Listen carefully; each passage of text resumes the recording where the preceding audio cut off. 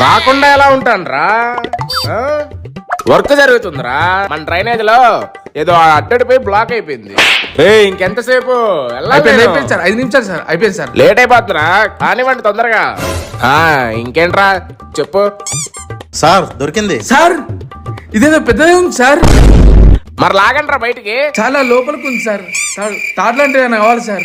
ఏం తాడిస్తాం? ఏం తాడు? ఇది ఎట్లా పనికిరాదులే.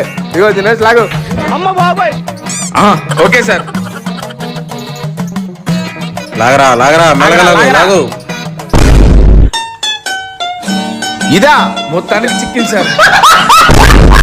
రాష్ట్రానికి అడ్డుపడింది, నా డ్రైనేజ్ కి అడ్డుపడింది.